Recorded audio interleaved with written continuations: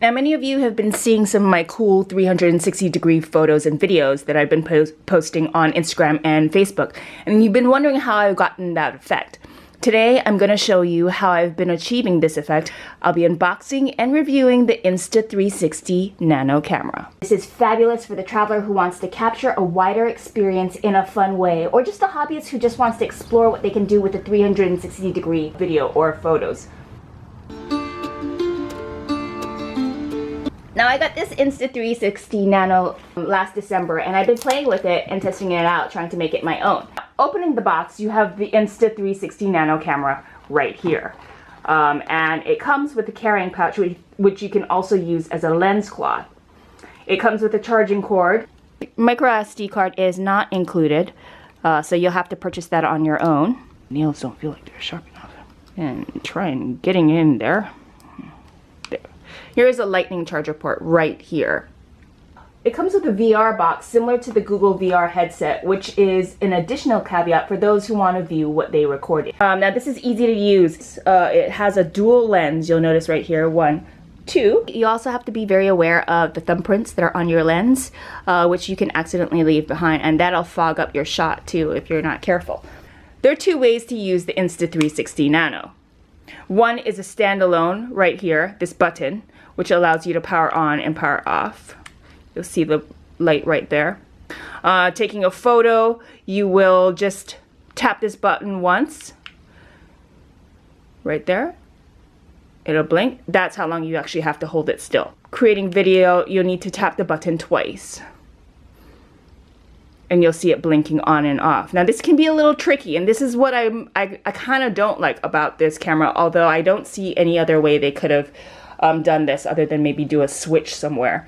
The great thing about the Insta360 Nano is that you can view, edit, and upload your photos and videos directly from your phone.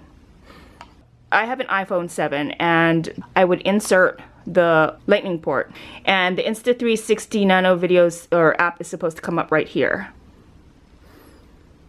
And there we are. So right here I can already view, oh that's my hand. Right here I can view what's going on in my shot. Here you can do a photo. There's video mode right here. There is a live mode where you can record to, I believe, Twitter and Twitch. Oh, Facebook Live. They now have Facebook Live. You can see that plugged into my iPhone 7, we already have some of the photos that I've taken. Here's my sunflower series that I did. You can view this while you're shooting as well as later on when you get home. So it has a fisheye mode right here where it looks like a bubble, a fisheye bubble, and you can kind of play around with it. It has got a regular VR mode where you can kind of like scroll around and see everything that's going on. That's me right there. And it's got a tiny planet mode, and this is what a lot of you have been loving about some of my photos. So look at that. That's just insane. It's kind of like a reverse fisheye.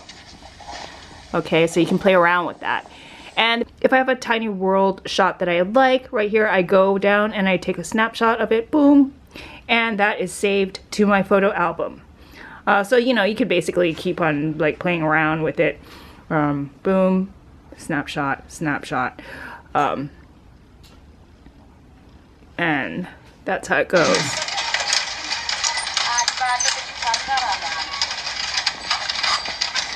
A lot of people like this effect.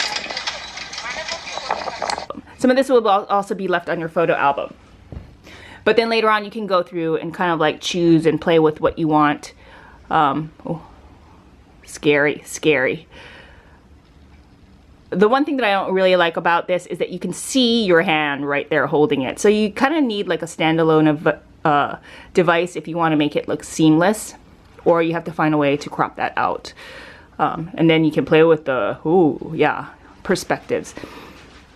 So it's really fun to play with. Some people have gotten very innovative about them and have downloaded some third-party apps to kind of make this like move and kind of like be real cool and stuff. There are even people who are mounting these on their drones for great aerial shots. So for instance, this is something I had to purchase separate.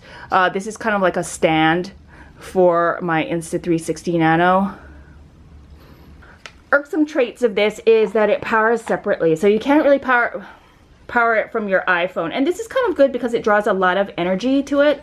It also needs the latest technology. Now, I had to upgrade to an iPhone 7 in order to use this, and I updated my OS to Sierra to use this as well, which was kind of a big pain, actually, just so that I could review this and use it.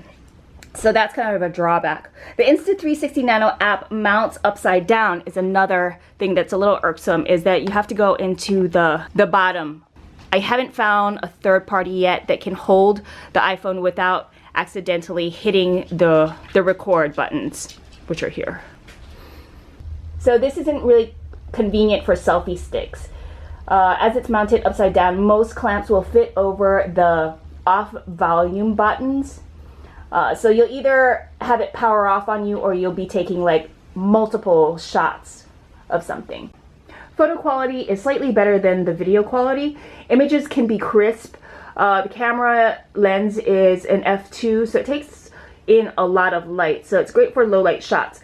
But on days when it's really bright, filming at noon can wash out detail a lot. The cons: video quality is soft and choppy, or kind of pixelated, and that's what I don't like.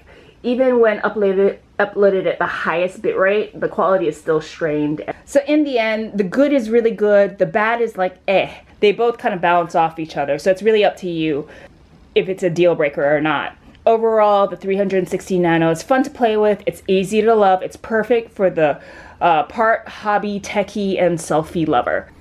I'll be posting videos, 360 videos soon, and you can let me know what you think. But I'll post some videos to show you guys the quality of it and see what you can do with it. But so far it's been fun, and hope you enjoyed this video. If you have any questions, leave them down in the comments section below. Also, I'll be having a written guide posted in a link in my description box. Who is that? That's my hand. Okay, that's so weird. If you enjoyed this video, if you did, give me a thumbs up or like. Subscribe to my channel if you haven't subscribed yet. Leave some questions below. Also, check out the link down in my description box below. I always have, usually or mostly, a written guide with a little more detail as to what you can expect from my journeys, as well as what the camera specs are and more details. That is Tinker right there playing with her toys. Okay, so until then, travel safe, smart, and fun. Tinker. I will see you on the road. May the GRRR be with you.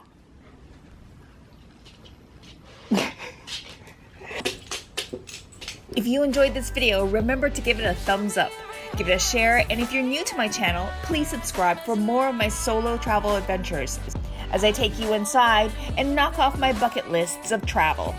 Leave your comment down below and let me know what you think of my video. Above all, may the GRRR be with you.